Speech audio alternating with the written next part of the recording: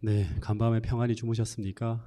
예, 아직도 시차 적응이 안 돼서 어젯밤도 꼬박 세웠는데 그래도 깨워주시고 오늘 이 자리에 설 수 있도록 힘 주시고 은혜 주신 하나님께 감사를 드립니다. 예, 이제 오늘부터 새벽 기도에 그 하나님을 경험하는 행복한 삶이라는 주제로 여러분들과 함께 말씀을 나누게 될 텐데요. 여러분, 하나님이 아무리 위대하다고 하더라도 멀리 떨어져 계신 하나님, 내가 경험하지 못하는 하나님은 우리와 아무 상관이 없는 그런 하나님입니다. 그래서 제가 아무리 여러분들에게 하나님이 좋은 분이라고 100번, 1000번 설교한다 하더라도 내가 그 하나님을 체험할 수 없고 경험할 수 없다면 그것은 나에게 아무런 의미가 없는 것입니다.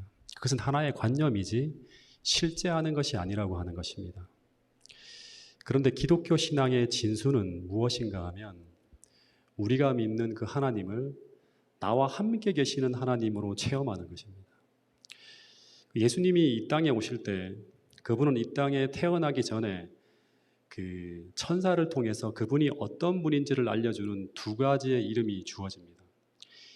이 두 가지의 이름은 어떻게 보면 기독교 신앙의 진수를 보여주는 굉장히 중요한 그런 성경절인데, 그 하나는 그분의 사명이 담겨 있는 이름이고 또 하나의 이름은 그분이 어떤 분인지를 알려주는 이름입니다. 이 마태복음 1장 21절부터 23절에 그 이름이 나오는데 그 말씀을 같이 한번 먼저 읽어보겠습니다.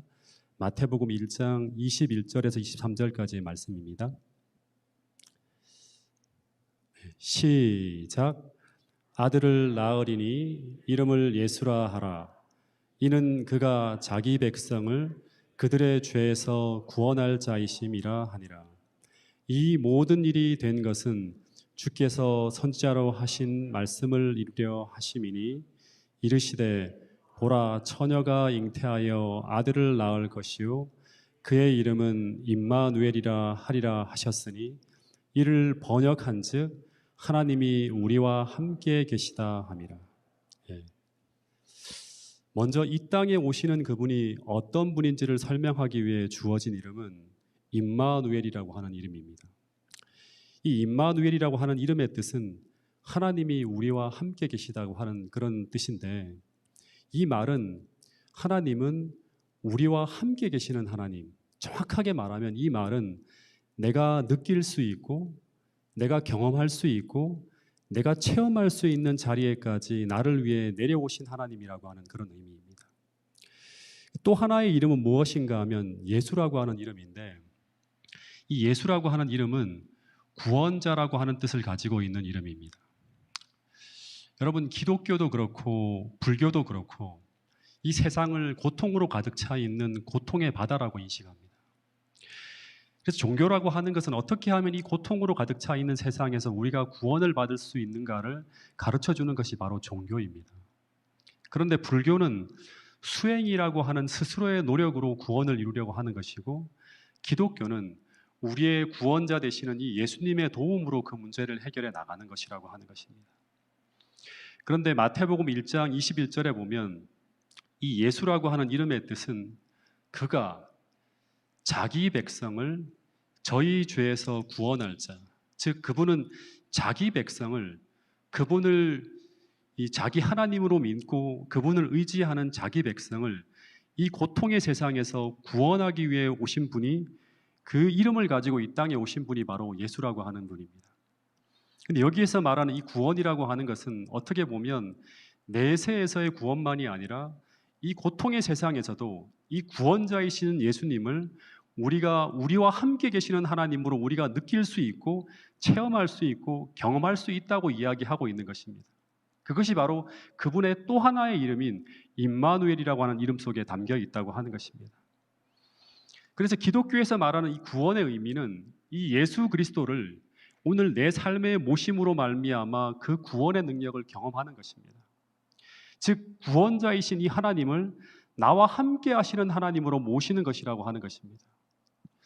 이 말을 조금 더 구체적으로 말하면 이 구원자이신 예수께서 내 삶에 들어오셔서 내 삶의 문제를 해결해 가는 것을 경험하는 것, 이것이 바로 기독교에서 말하는 구원이라고 하는 것입니다.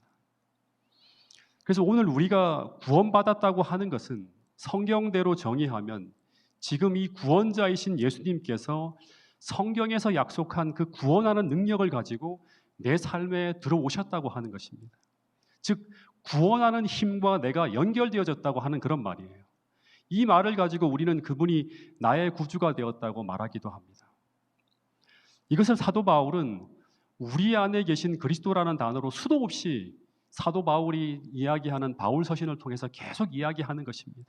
이 말은 이 예수님을 내가 체험하고 경험하는 가운데서 내가 구원을 확신하고 있다고 하는 것을 끝없이 이야기하는 것입니다. 그렇다면 이 예수께서 내 안에 들어오셨다고 하는 것을 우리는 어떻게 알 수 있을까요?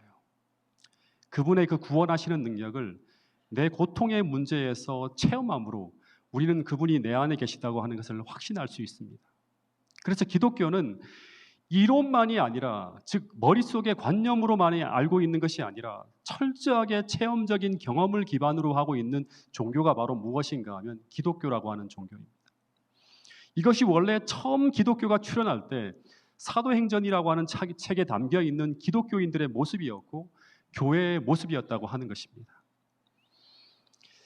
그래서 이 구원이 정말 성경 이야기처럼 오늘 우리가 처한 현실에서 경험되어지고 체험되어질 수 있다면 이 예수에 대한 이야기는 정말로 우리에게 무엇이 될 수 있는가 하면 복음, 복된 소식, 기쁜 소식이 될 수 있는 것입니다.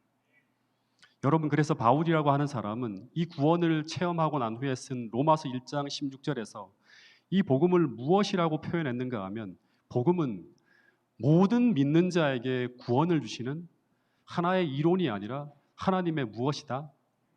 능력이라고 말했습니다. 근데 이 능력이라고 하는 말은 무슨 뜻인가 하면 이 복음이 능력이라고 하는 이 말은 이 복음이 오늘 우리가 처한 현실에서 사용할 수 있고 경험할 수 있는 실제적인 힘이라고 말하고 있는 것입니다.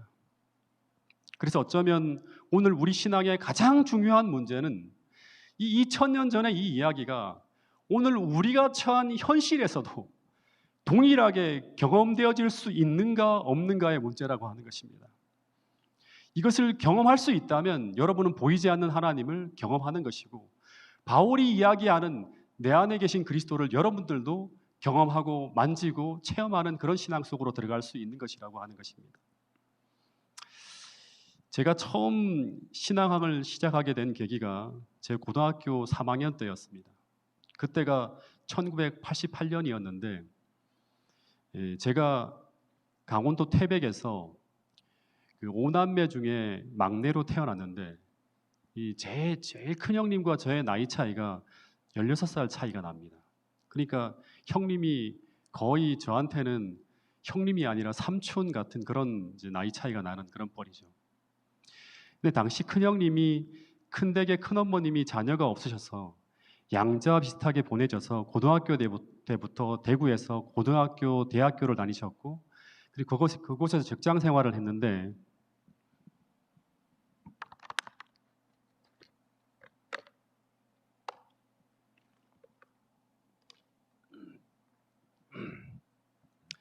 당시 주택은행을 다니셨는데 당시 큰형님은 저에게 아버지보다도 더 무서운 그런 분이셨습니다.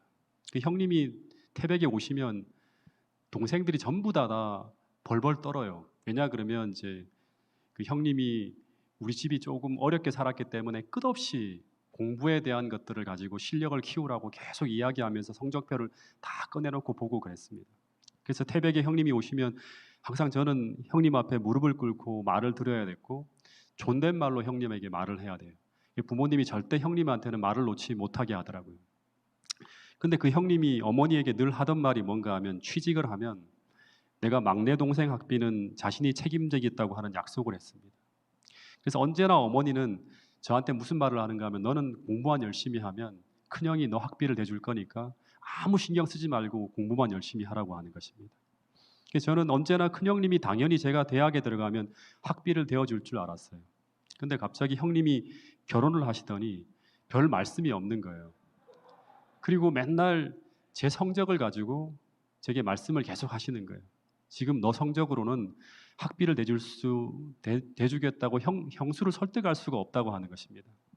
형님이 원하는 것은 의대나 약대를 갈 실력을 이제 쌓으라고 하는데 제가 당시의 성적은 거기에 한참을 못 미치는 거예요. 근데 형님은 가끔 방학 때 태백에 오시면 이제 제 성적표를 확인하는데 심지어 그 3월부터 시작해서 그 여름 방학 때까지 모든 모의고사 성적표를 다 보시면서 틀린 것 하나까지 다 확인하면서 인상을 막 찌푸리는 거예요. 그러면서 제가 이 고등학교 2학년 때부터 매번 형님이 올 때마다 너무나 큰 부담감이 느껴서 마음에 조금씩 문제가 생기더니 고3 때부터는 이 오르지 않는 성적 때문에 그 스트레스가 극에 달합니다. 아무리 노력해도 형님이 원하는 데까지 한참 모자란 거예요. 그러다가 고3 여름방학이 지난 후에 아주 중요한 모의고사를 치는데 이 부담감 때문에 뭔가 막 쫓기는 강박 증세로 식은땀을 뻘뻘 흘리다가 시험 문제를 못 풀고 엉망으로 망치게 됩니다. 그냥 엄청난 긴장감과 시험을 잘 봐야 되겠다고 하는 생각. 이 성적이 안 나오면 내가 대학을 못 간다. 형님이 학비를 안 대어주기 때문에. 그러면서 어떻게 하는가 하면 OMR 카드에다가 마킹을 하는데 제대로 마킹을 했는지 확인하느라고 다음 문제를 풀 수가 없는 거예요. 그런데 이런 강박 증세가 점점 더 심해지더니 그 다음 모의고사 때는 도저히 시험을 칠 수가 없어서 중간에 담임 선생님에게 조퇴를 하고 집으로 돌아오게 됩니다. 그러면서 선생님한테 엄청나게 혼나고 제가 돌아왔던 기억이 납니다. 그런데 그때 제가 집으로 돌아오면서 문득 이런 생각이 드는 것입니다. 실제 학력고사장에서도 이런 일이 벌어지면 어떡하지? 뿐만 아니라 이대로 가다가 이 증세가 점점 더 심해져서 내가 정신적으로 문제가 생겨서 정상적으로 살지 못하는 것은 아닌가? 이러면서 극도의 불안감이 제 마음속에 몰려오는 것입니다. 이 강박감 때문에 공부를 할 수도 없고 공부를 해도 이 강박감으로 시험장에서 문제를 풀 수가 없으니까 모든 게 다 절망인 것입니다. 이런 증상이 한 몇 달간 계속 가는 것입니다. 그러면서 제가 스스로를 바라보는데 몇 달이 지나고 난 다음에 저의 인생이 인생 초기에서부터 피어나기도 전에 벌써 완전히 실패로 끝난 것 같은 그런 인생이 드는 것이 생각이 드는 것입니다. 시작도 안 했는데 끝이구나 하는 생각이 드는 거예요. 그러면서 내가 왜 이 모양이 되었을까? 그러다가 심지어 내가 왜 이 세상에 태어나서 이런 고통을 당하고 있는 것일까? 지옥 같은 것입니다. 내가 바라보는 현재의 내 모습과 미래의 모습은 모든 것이 엉망이고 모든 것이 절망적으로 보이는 것입니다. 근데 하나님은 이 상황에서 저를 완전히 굴복시키기 위해서 이 정도가 아니라 여기다 또 하나의 문제를 얹어 놓아서 완전히 저를 주저앉게 만들어서 스스로 하나님을 찾아가게 만듭니다. 그것은 바로 당시 1988년도 서울올림픽이 열리던 아침이었는데 당시 저희와 아주 가깝게 지내던 이웃집 아저씨가 광산사고로 돌아가시는 거예요. 바로 뒷집이었는데 20년 동안 이웃하며 살던 그 아저씨가 바로 일요일 아침에도 끄떡없이 들마루에 앉아서 재훈이 잘 지내고 있지, 공부 열심히 하지라고 인사를 하던 그 아저씨가 단 한마디의 인사도 없이 전혀 예상할 수 없는 광산사고로 돌아가신 거예요. 그러면서 인생의 허무함과 허망함 그리고 더하여서 스스로 해결할 수 없는 마음의 문제로 1988년 그해 가을에 저는 거의 지옥을 경험하면서 매일매일 잠도 못 자고 불면의 밤을 보내게 됩니다. 제 머릿속으로 끊임없이 떠오르는 잡념과 마음속에 계속 거부하려 해도 이게 뿌리치지 못하는 이 어두운 감정 어떻게 해결할 수가 없는 것입니다. 근데 제가 이 고민의 한계치를 넘어갈 때쯤 제가 이 문제를 가지고 누구를 찾는가 하면 수도 없이 저에게 교회에 나오라고 얘기하고 예수님 이야기를 계속 소개했던 저보다 먼저 교회를 다니던 저의 바로 위에 누나를 찾아가게 됩니다. 그리고 그 누나를 만나서 그간의 힘든 이야기를 처음으로 제가 털어놓았어요. 그랬더니 그 누나가 한 2시간 동안 이야기를 다 들어준 후 전혀 심각하지 않은 말투로 이런 말을 해주었어요. 뭐라고 하는가 하면 이제 예수님을 믿을 때가 되었다고. 예수님 믿어보라고. 그러면서 같이 교회를 나가자고 하는 거예요. 근데 보통 때 같으면 콧방귀도 안 낄 그런 이야기인데 근데 제 마음이 너무나 절박해서 그런지 그분이 정말 계시다면 믿고 싶었고 그런 분이 정말 계셨으면 좋겠다고 하는 생각이 막 드는 거예요. 그러면서 누나를 쫓아서 이제 한두 번 다니던 교회가 아니라 매주 교회를 나가게 됩니다. 그래서 여러분 팔복 중에 첫 번째 복이 무엇인가 하면 심령이 가난한 자가 받는 복인데 바로 이 경우에 해당되는 것입니다. 여러분, 그래서 우리의 궁지는 하나님을 만날 기회가 되는 것입니다. 더하여서 오늘 우리가 직면한 문제 그 하나하나는 그분을 만날 장소로 부르고 있는 하나님의 부르심이라고 하는 사실을 우리 모두가 꼭 기억할 수 있게 되기를 간절히 바라겠습니다. 거기서 우리는 나의 구원자이신 예수님을 만날 수가 있는 것입니다. 여러분, 이사야 41장 10절에 보면 이런 말씀이 있습니다. 한번 다 같이 한번 읽어보겠습니다. 이사야 41장 10절 말씀입니다.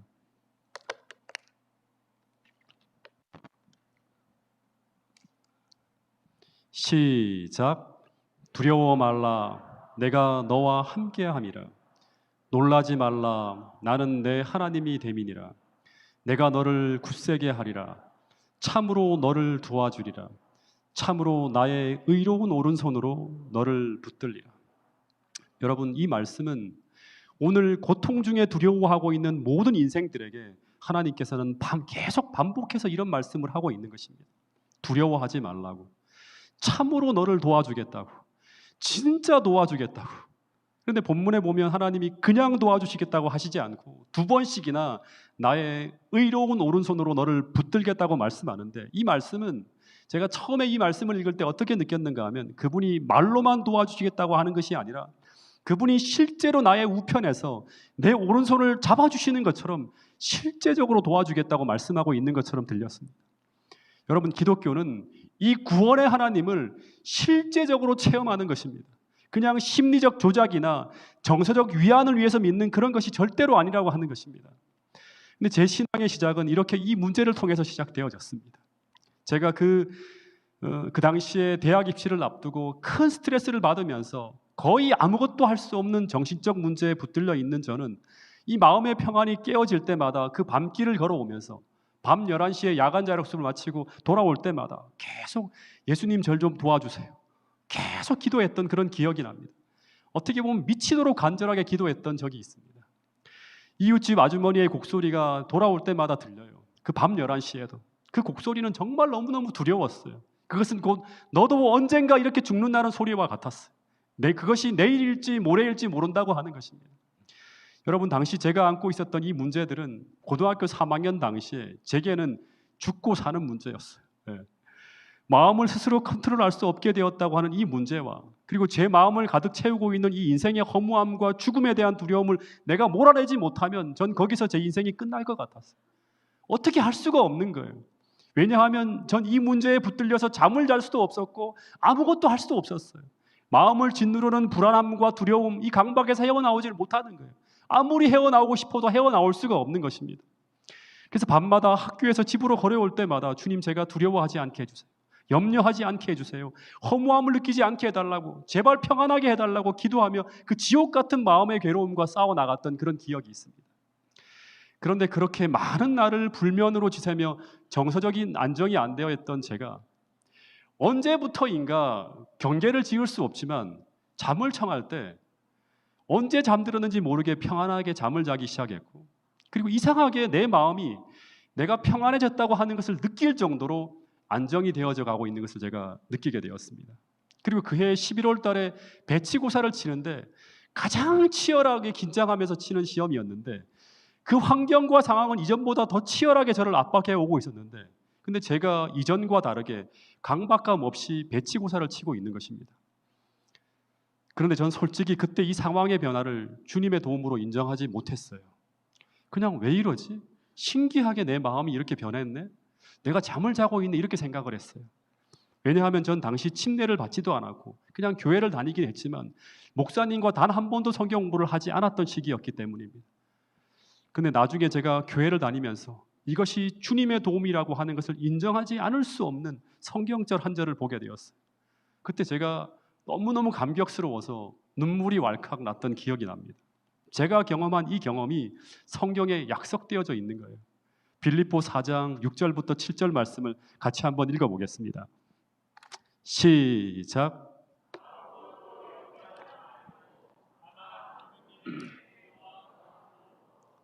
구할 것을 감사함으로 하나님께 아뢰라.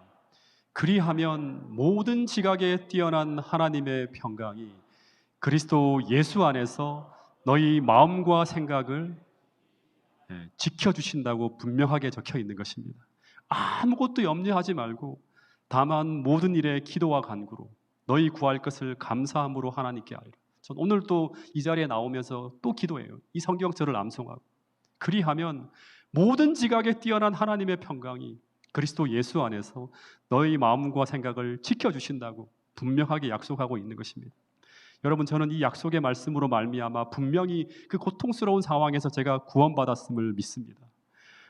그래서 저는 1988년 가을 이 경험을 하면서 교회를 다니게 되었고, 그리고 이 경험이 제가 신앙을 시작하는 계기가 되었습니다. 1988년 저는 스스로 헤어나올 수 없는 지옥 같은 고통 속에 헤매고 있는 저에게 찾아오신 분이 바로 예수 그리스도였음을 저는 확신합니다. 그리고 저는 제가 고통 중에 있을 때 제 마음을 두드리시는 그분께 저의 마음 문을 열었어요. 그게 바로 뭔가 하면 주님 도와주세요. 제가 주님이 정말 필요하다고 그분의 구원을 요청하는 것이에요.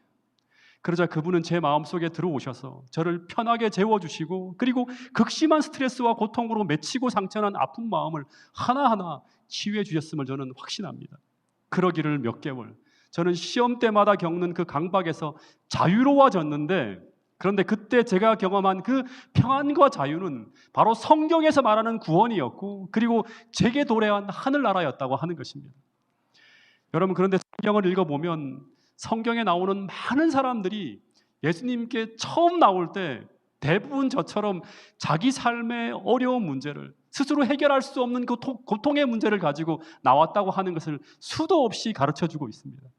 전부 저처럼 이 땅을 살아가며 겪는 고통의 문제를 가지고 자신의 구원자를 찾아서 주님 앞으로 나왔다고 하는 것입니다. 복음서를 보면 전부 이런 이야기로 가득 차 있습니다.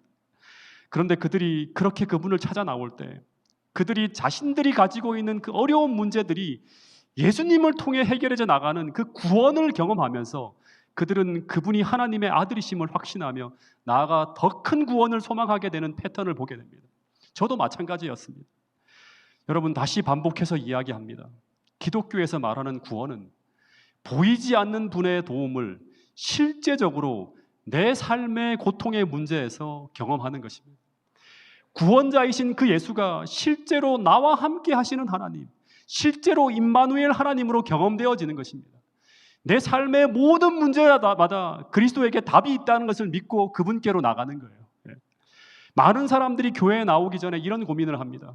내가 정말 하나님을 믿으면 내 문제가 해결될 수 있을까?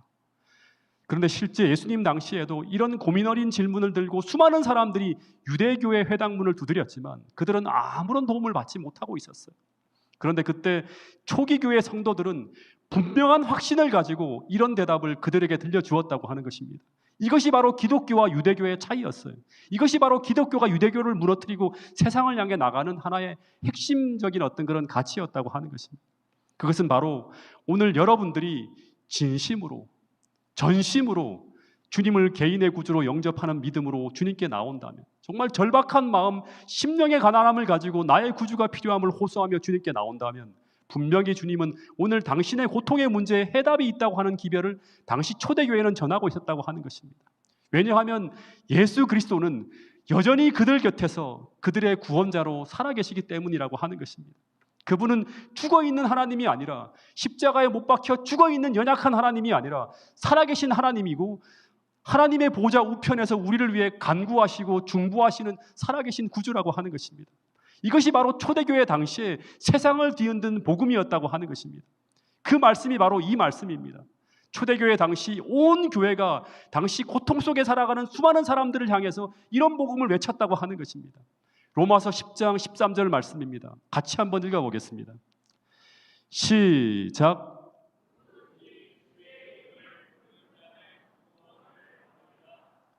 누구든지 주의 이름을 부르는 자는 구원이 있다고 하는 것입니다.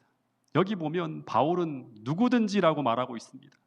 그 사람이 어떤 사람이든지, 우리가 어떤 문제에 빠져 있든지 그가 자신의 구원자이신 예수 그리스도를 찾고 있다면 주님은 당신을 찾는 자에게 다가오셔서 그 어려움과 고통의 문제를 성경에서 약속한 방법으로 해결해 주시겠다고 약속하고 있는 것입니다. 이것을 경험하는 것이 바로 구원이고, 여기서 우리는 하나님을 만나게 되는 것입니다.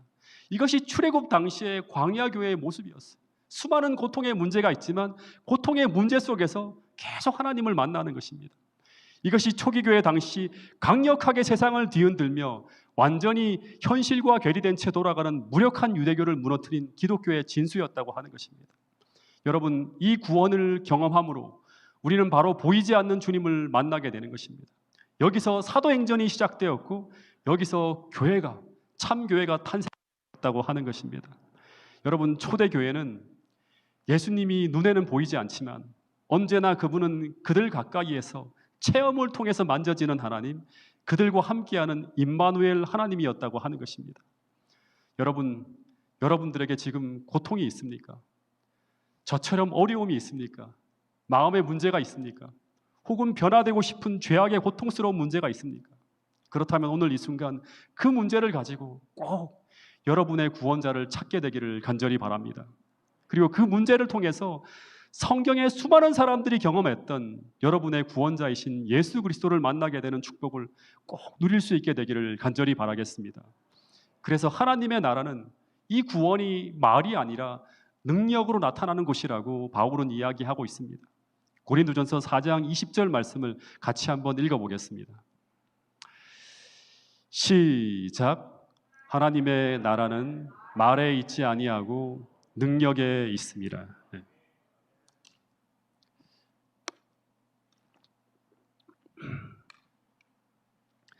제가 고3 때 예수님을 믿고 대학 1학년 겨울방학 때 침례를 받고 난 후에 이제 1년도 채 안 되었을 때 제가 경험한 것입니다. 근데 그때 침례를 받고 나서도 제가 해결하지 못하는 것이 참 많았어요. 특별히 기본적인 것들 중에 걸리는 것들이 많았는데 저는 친구들을 굉장히 좋아합니다. 특별히 당시에 제가 이제 1989년도에 대학을 들어갔고 이제 그때 시국이 대한민국의 시국이 굉장히 이렇게 혼란스러울 때였는데 당시 거의 대부분의 친구들이 학생 운동을 하는 친구들이었어요. 그 친구들과 함께 어울려 다니면서 계속 데모를 하고 하는데 막 그 정경들한테 돌멩이도 던지고 시위가 끝나고 나면 친구들과 함께 어우러져서 포장마차에서 술도 마시고 그러면서 제가 대학 생활을 보냈어요. 침례를 받았는데. 네. 근데 여전히 1학년 때 겨울방학 때 침례를 받았고 그러면서도 계속 생활개혁이 완전히 일어나지 않고 계속 제 생활은 갈등 양상으로 이어지고 있었어요. 그러던 어느 날 이제 2학년 기말 시험을 칠 때쯤 침례를 받았기 때문에 저는 계속 매주 교회를 나가서 설교를 들었어요. 근데 어느 날 갑자기 목사님이 설교를 하는데 제 마음속에 이런 생각이 드는 거예요. 시험을 칠 때 컨닝하는 것은 죄라고 하는 생각을 딱 들게 만드는 거예요. 근데 1990년대 그 당시 개인적인 생각인데요. 제가 생각할 때 대학의 거의 모든 학생들이 정도의 차이는 있지만 컨닝을 하고 있는 상황이었어요. 시험 치는 기간이 되면 그 시험 기간은 마치 컨닝 페이퍼를 작성하는 그런 기간처럼 보였어요. 이 학생들은 시험 기간 되면 한 2, 3주 전부터 도서관에 가서 중요한 것은 아예 손바닥에다가 아니면 페이퍼에다가 시험이 이제 날 것쯤 예상되는 것들은 전부 다 이제 메모해 둡니다. 그러다가 시험 당일날 페이퍼를 들고 가거나 아니면 아예 책상 위에다가 아니면 이제 이 강의실 벽에다가 빽빽하게 적어놔요. 그거를. 왜냐하면 당시 대학이 한 학기 내내 공부는 안 하고 데모만 하던 그런 시대였고 동맹이 휴업이 뭐 쉴 새 없이 이제 반복되는 그런 시기였고 도서관에서 공부를 하는 아이들은 대학의 낭만을 모르는 좀 좀생이처럼 취급받던 그런 시대가 제가 대학을 다니던 그런 시기였습니다. 시험 기간 되면 공부를 안 하다가 그 많은 범위를 다 공부할 수는 없고 그래서 어쩔 수 없이 컨닝을 하는 것입니다.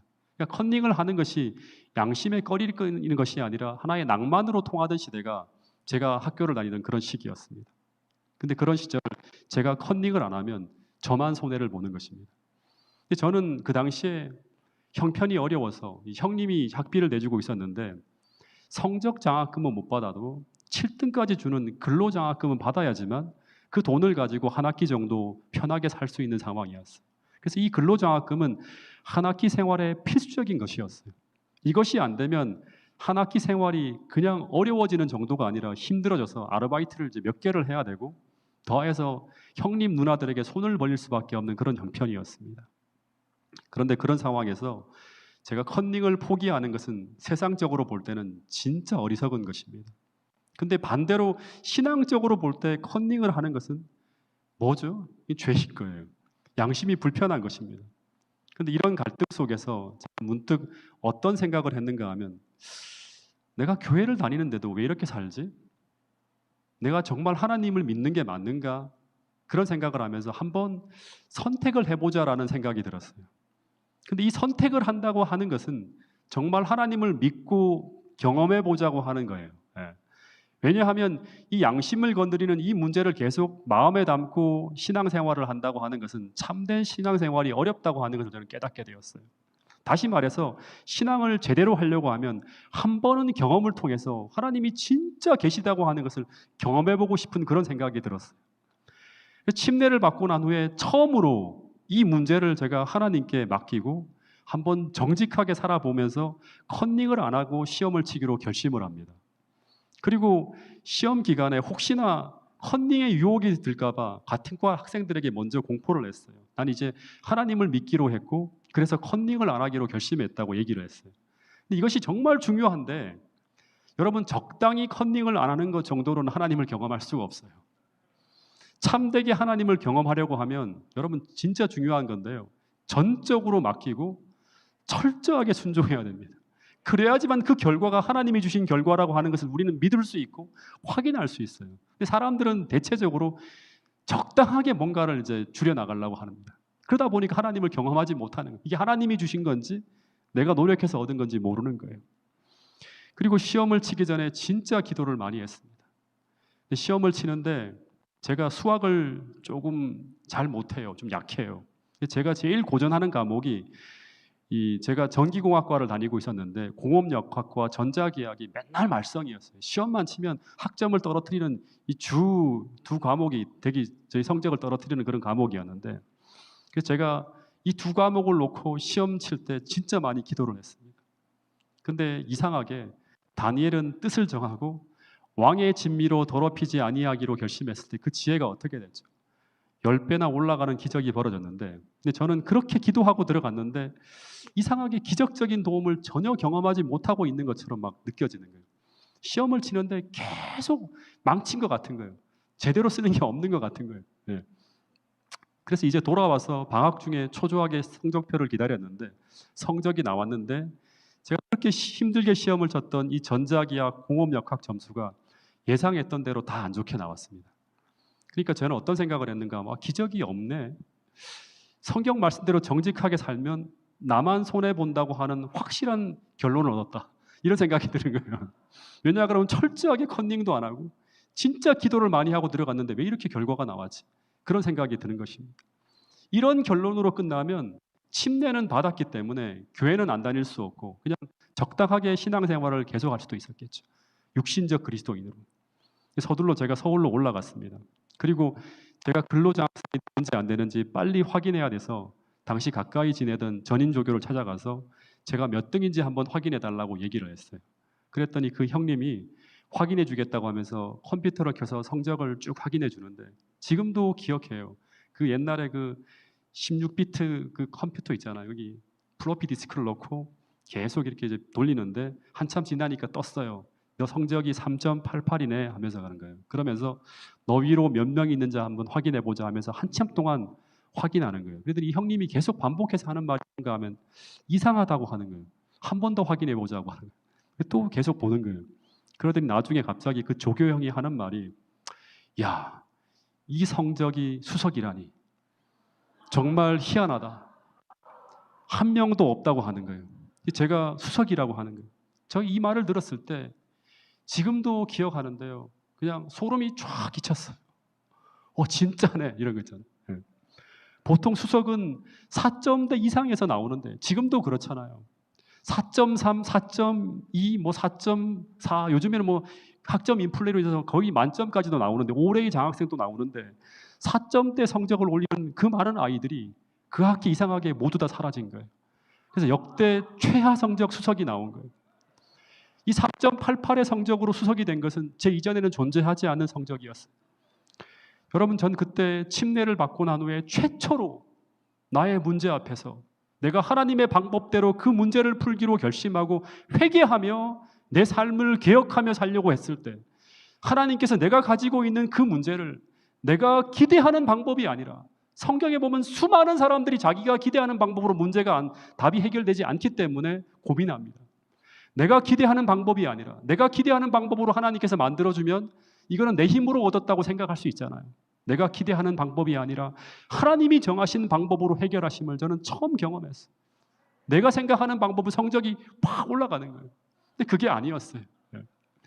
그때 이 3점 학점으로 수석이 나왔다고 해서 대학에서 원래는 수석에게는 전액 장학금을 주는 게 원래 저는 이제 그렇게 제도였기 저는 그걸 기대했어요. 근데 이 성적은 성적 장학생이 아니라 규정에 보면 4점대 이하로 수석이 나오면 반액 장학금을 줄 수밖에 없대요. 왜냐 그러면 성적 우수자가 아니기 때문에. 근데 반액을 주든지 전액을 주든지 전 너무 행복했어요. 왜냐하면 이것은 하나님이 주신 것이 분명하기 때문에. 그래서 그해 전 처음으로 그토록 이기적인 제가 막내기 때문에 정말 이기적으로 살았거든요. 그토록 이기적인 제가 12금을 낸다고 하는 게 참 부담스럽더라고요. 근데 11금을 제가 그때부터 드리기 시작해 지금까지 계속 드리고 있고요. 그리고 이 경험이 저로 하여금 안식일을 철저히 지키는 계기가 되게 만들었습니다. 그리고 이 경험으로 저는 침례받은 지 1년 만에 군에서도 안식일 문제를 해결했습니다. 그리고 전 그때부터 제가 경험한 이 경험을 제 이웃 누나에게 최초로 증거하기 시작했어요. 이 경험을 그대로 얘기한 거예요. 전도하기 시작했어요. 마치 사마리아 우물가의 여인이 주님을 만난 후에 물동이를 버려두고 주님을 증거하는 것처럼 저도 제가 경험한 하나님을 증거하기 시작했어요. 그리고 저는 그때부터 정말 정직하게 살아야겠다고 하는 결심을 굳게 하게 되었습니다. 뿐만 아니라 이때부터 학생운동과 정리를 했고 그 친구들과 어울려 마시던 술도 완전히 정리하게 되었습니다. 여러분 그런데 어떻게 이런 변화가 일어났을까요? 제게 일어났을까요? 저는 하나님의 구원을 그때 경험했기 때문입니다. 여러분 시편 34편 8절에 보면 시편 기자는 이런 말을 합니다. 여기 보면 여호와의 선하심을 어떻게 알라? 맛보아하려고 하는 거예요. 하나님께서 얼마나 선한 분인지 그것을 머리로 아는 것이 아니라 직접 경험으로 맛보아 알라고 하는 것입니다. 이것이 진짜 구원받은 그리스도인의 삶입니다. 그러기 위해 우리는 우리의 문제 앞에서 하나님께 전적으로 굴복하고 하나님의 방법을 따라서 그 문제를 해결하는 것을 경험해야 된다고 하는 것입니다. 여러분 요한일서 1장 1절부터 2절에 보면 요한은 기독교의 진수는 바로 이것이라고 이야기하고 있습니다. 같이 한번 읽어보겠습니다. 요한일서 1장 1절부터 2절 말씀입니다. 시작.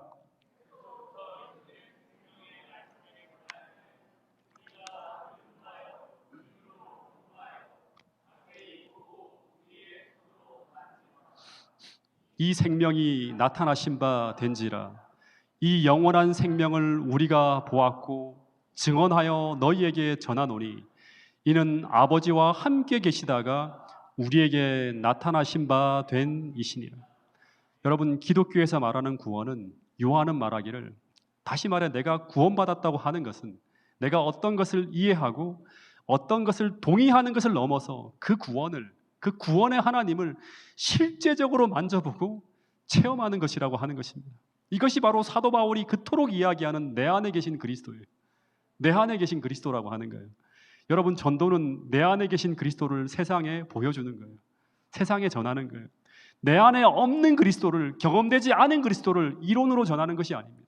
이론을 믿는 것이 아닙니다. 실제적으로 인격체이신 그 예수님과 교제하며 그분을 전하는 거예요. 그분을 경험하며 살아가는 것이 믿음의 삶이라고 하는 것입니다. 제가 이 설교를 자주 주말 부흥회 때나 또는 전도회 때 한 적이 있는데 이 말씀을 방송으로 들은 한 의대생이 동일한 경험을 하고 제게 이런 간증을 보내왔어요. 장문으로 된 카톡을 저한테 보냈는데 잠깐 소개하면 이분은 의대 과정에서 상당히 큰 비중을 차지하는 병리학 시험을 앞두고 자꾸 준비가 덜 된 것 같고 불안한 마음이 커지고 하는 중에 기도하다가 이런 결심을 하게 됩니다. 그 결심은 무엇이냐면 선배들이 보곤한 예전 기출 문제를 대부분 학생들이 관행처럼 받아서 보는데 근데 이것이 학칙으로는 절대 유출하거나 미리 봐서는 안 되는 것이래요. 근데 이분이 이 파일을 열어볼지 말지 고민하다가 받은 파일을 보지 않고 지워버렸다고 합니다. 이 설교를 듣고 난 후에. 그리고 화요일 시험을 보았는데 저처럼 지금까지 본 시험 중에 가장 어렵게 느껴졌고 시험이 끝나고 난 다음에 확인해 보니 고민했던 문제들 대부분 다 오답으로 자기가 선택을 했대요. 그래서 이번 시험 정말 망했구나 그런 생각을 하게 되었다고 합니다. 여기 다 적어놨어요. 실망하며 지냈다고 합니다. 그런데 시험 성적이 나왔는데 지금까지 본 시험 중에 가장 좋은 성적이 나왔고 눈물을 흘리면서 그 자리에 무릎 꿇고 하나님께 감사 기도를 드렸다고 하는 이야기를 저한테 보내왔습니다. 여러분, 똑같은 상황에서 동일한 구원의 역사가 나타난 것입니다. 여러분, 1990년 가을에 제가 경험한 하나님은 지금도 살아계십니다. 그래서 여러분, 오늘 이 말씀을 듣고 있는 모든 분들도 동일하게 여러분의 문제 앞에서 이 동일한 방법으로 하나님의 구원을 경험할 수 있다고 성경은 이야기하고 있는 것입니다. 여러분, 그래서 오늘 내가 구원받은 자라고 하는 것은 오늘 내가 나의 문제 앞에서 하나님의 방법으로 나의 문제를 해결하는 가운데 그 하나님의 구원을 경험하고 있는 사람이 바로 구원받은 자라고 하는 것입니다. 그것이 바로 구원의 확신이에요. 오늘 우리로 하여금 하나님이 살아계시다는 것을 경험할 수 있는 구원의 확신을 갖게 만드는 것이라고 하는 것입니다. 그래서 주님은 말씀하시기를 그것을 실제 나의 삶을 통해서 우리가 경험하며 살아가고 있다면 하나님 나라가 이미 너희 속에 임하였다고 말씀하고 있는 것입니다. 마태복음 12장 28절 말씀을 같이 한번 읽어보겠습니다. 시작. 그러나 내가 하나님의 성령을 힘입어 귀신을 쫓아내는 것이면 하나님 나라가 이미 너의 삶에 임하였다. 하나님의 성령을 힘입어 하나님의 능력으로 귀신을 쫓아내는 것이면 내 고통의 문제를 해결할 수 있다면 하나님의 나라가 주님이 계시는 나라가 이미 너희 삶에 임하였다고 하는 것입니다. 여러분, 이 말씀이 여러분 모두의 말씀이 될 수 있기를 간절히 바라겠습니다. 마지막으로 한 구원의 경험만 소개하고 제가 오늘 말씀을 줄이도록 하겠습니다. 2009년 11월 달에 벌어진 이야기인데요. 이 새벽 2시에 한 문자가 왔습니다. 어떤 문자인가 하면 목사님, 어떤 한 청년이 심장마비로 명지대 응급실에 입원 중에 있다고 하는 문자였어요. 그리고 급하다고, 근데 아직 호흡은 살아있다고 하는 거예요. 그러면서 부탁드립니다라는 그런 문자를 저에게 보내왔어요. 이분은 제가 구도자로 가르치던 분의 아들이었습니다. 근데 이 아들이 갑자기 심장 쓰러졌어요. 그래서 제가 이제 병원으로 달려가서 중환자실에서 이 어머니를 만났는데 근데 이분은 거의 실신 직전의 상황이었어요. 이 쓰러진 아들이 어떤 아들이었는가 하면 이 아들은 대학 졸업을 앞두고 있던 당시에 좋은 회사에 취직까지 해놓은 진짜 이 엄마가 공부를 가르치러 갈 때마다 자랑처럼 이야기하던 희망과 같은 그런 아들이었어요. 근데 이 아들이 그날 어머니와 저녁을 먹고 있다가 밤 8시쯤에 이제 공부하러 들어간다고 들어갔다가 갑자기 쓰러졌는데 처음에 엄마는 뭐 멀쩡한 아이가 뒤로 넘어지니까 장난인 줄 알고 서둘지 않고 있다가 이 아이가 갑자기 계속 한 이상한 소리를 하다가 갑자기 의식이 사라진 거예요. 그래서 가보니까 심장이 멈춰버렸고 완전히 죽어가고 있는 거예요. 그래서 급하게 이 엄마가 119를 불렀는데 구급대원들이 들어와서 이제 들것에 실려 나갈 무렵에 호흡과 심장이 이제 정지된 상태로 오랫동안 있었기 때문에 이 엄마가 그대로 저에게 전해준 말에 의하면 얼굴 색깔이 파란색 잉크가 쫙 풀어지듯이 시퍼렇게 변해가고 있었다고 하는 거예요. 여러분, 사람의 뇌는 딱 3분 동안만 산소 공급이 안 되면 뇌세포가 파괴되어진다고 합니다. 제가 정말 이 아이가 하나님의 도우심으로 구원을 받았나 확인하기 위해서 자료를 좀 찾아보았는데요. 2012년 SBS 뉴스에서 보도된 내용인데요. 심장마비는 응급실에 가도 살아날 확률이 3%밖에 안 되고 뇌 회복은 0.9%라고 합니다. 그러니까 이 데이터는 응급실에 들어가기 전까지 멈춰진 심장이 돌아오지 못하면 거의 대부분 죽거나 100명 중에 3명 정도가 생존하기도 하는데 생존한다 하더라도 0.9%가 뇌 회복이 된다고 하니까 99%는 심각하게 뇌 손상이 벌어진다고 하는 거예요. 뇌출혈이나 뇌경색이 아니라 심장마비는 응급실까지 가기 전에 심장이 돌아와야지만 정상으로 회복될 가능성이 있다고 하는 거예요. 제가 이게 여러 가지를 찾아봤는데 또 보면 심정지 상황에서 통상 4분이 지나면 뇌손상이 오고 10분 이상이 경과하면 뇌손상이 심각해지거나 뇌사 상태로 빠진다고 하는 거예요. 그래서 이 그래프를 보면 심정지 상황에서 1분 만에 심폐소생술로 다시 돌아오면 거의가 살아나요. 4분이 지나면 급격하게 생존율이 떨어지고 10분이 지나가면 거의 대부분 뇌사입니다. 거의 대부분이. 근데 이 친구는 구급대원들에 의해서 고양시에 있는 명지대 응급실까지 가기까지 깨어나지 못했고, 이 친구의 호흡이 되살아날 때까지 의사들이 이게 시간을 재보니까 25분 정도 지났다고 합니다.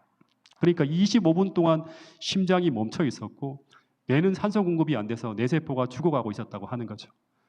그래서 일단 응급실 의사들이 심폐소생술로 호흡과 심장은 다시 살려놓았지만 이 담당 의사가 그 주간자실로 보내면서 엄마에게 말하기를 지금 심장이 다시 발작을 이루지 못하도록 계속 재우고 있는데 뇌 손상이 심각한 수준이고 그렇기 때문에 하루나 이틀이 고비라고 하는 거예요.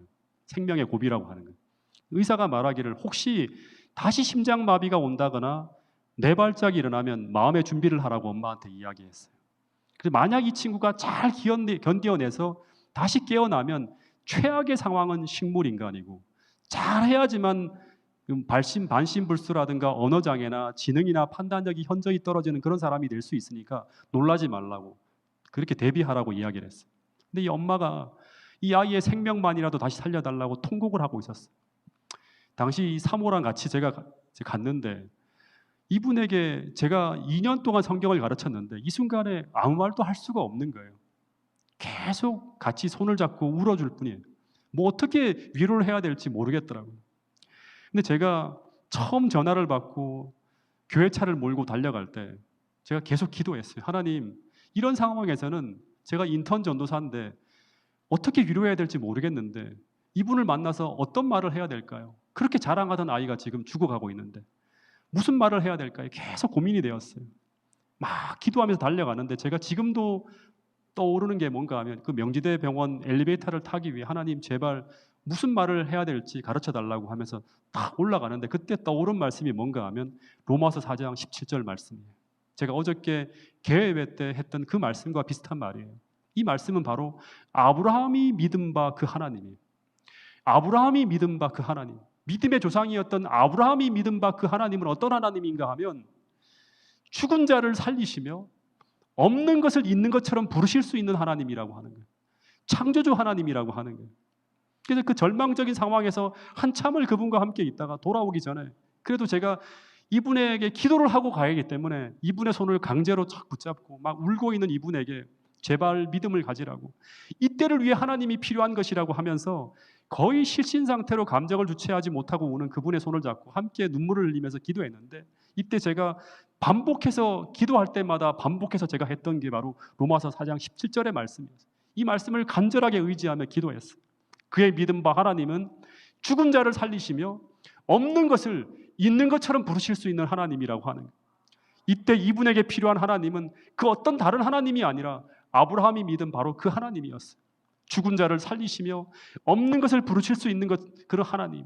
20분 이상 심폐기능 정지 상태에서 죽어버린 뇌세포는 인간의 능력으로는 치유가 불가능한 상태라고 하는 것입니다.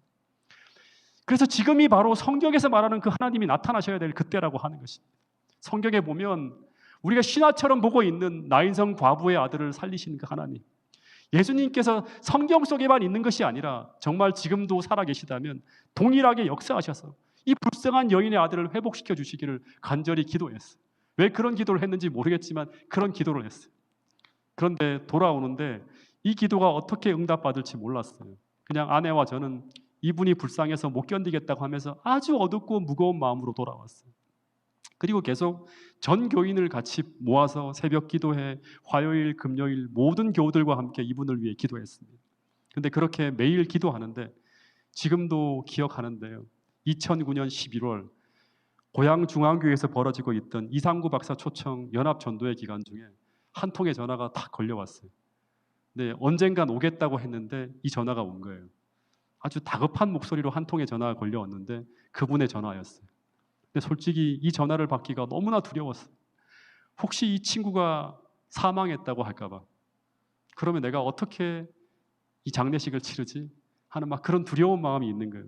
그래서 엄청 긴장하면서 죽었다고 하면 어떡하지 하며 전화를 받았는데 그런데 그 친구가 중환자실에서 깨어났다고 하는 거예요. 이 말만 들어도 너무 행복해서 눈물이 핑 돌았어요. 근데 이제 심장마비로 응급실에 가더라도 살아난다 하더라도 뇌 회복은 얼마다? 0.9%예요. 0.9%라고 하는 것은 불가능한 거죠. 뇌가 다 망가지는 거죠. 뇌사만 아니어도 너무나 감사한 것이었습니다. 근데 그 다음 이야기에 온통 신경이 곤두섰는데 손과 발을 못 움직인다든지 말을 못한다든가 기억을 모두 잃었다든가 하는 말이 나올 텐데 하면서 굉장히 긴장하면서 그 다음 이야기를 기다렸는데 그 다음 이야기는 너무나 감격스러웠어요. 전도사님, 손과 발 모든 것을 다 정상적으로 움직일 수 있고 신체 장애도 없고 기억을 체크했는데 단지 그 쓰러졌던 그 한순간을 기억 못할 뿐 모든 것을 기억하며 정상으로 회복되었다고 하는 것입니다. 기억 상실도 언어 장애도 신체 장애도 지능저하도 그 어떤 이상도 발생하지 않았다고 하는 것입니다. 그래서 의사는 도저히 일어날 수 없는 기적 같은 일이 일어났다고 하는 그런 이야기를 이 엄마에게 들려주었다고 하는 것입니다. 그 전화를 받자마자 제가 바로 병원으로 달려가서 제가 그 어머니를 만났는데 얼마 전에 그 슬프고 절망적인 얼굴이 아니었습니다. 너무나 감격스러워하며 행복하고 감사한 얼굴이었어요. 몸이 마치 잉크가 풀어지듯 완전히 죽은 사람처럼 되어 나가던 것을 직접 목격한 어머니는 아들이 아무 이상 없이 회복되었다고 하는 것을 믿을 수가 없는 거예요. 이 일은 그 어떤 방법으로도 설명이 불가능한 것이라고 하는 것입니다. 그런데 그 당시 기도했던 모든 사람들은 알고 있었어요. 그 어떤 방법으로도 설명할 수 없는 그 일이 일어난 이유는 우리가 기도할 때 하나님께서 우리의 기도를 들으시고 그 창조의 능력으로 역사하셔서 그 산소 공급이 안 되어 죽었던 그 뇌세포 하나하나를 어루만지신 하나님의 치유의 역사였다고 하는 것을 우리는 확신했다고 하는 것입니다.